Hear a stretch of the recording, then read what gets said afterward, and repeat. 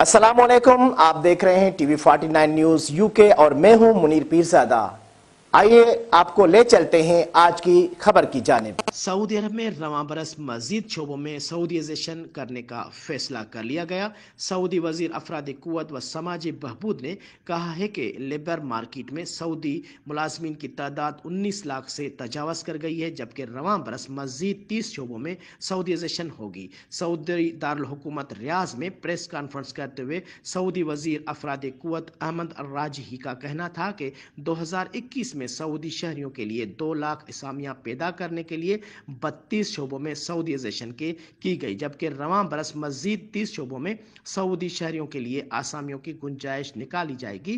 राजही ने इस बात पर खुशी का इजहार किया कि प्राइवेट सेक्टर की कंपनियां और इदारे सऊदीज़ेशन के सिलसिले में 95% की पाबंदी कर रहे हैं, जबकि विजन 2030 के तहत तमाम शोबों में ज़्यादा से ज़्यादा सऊदी शहरियों को मुलाजमत देने का हदफ भी पूरा कर लिया जाएगा।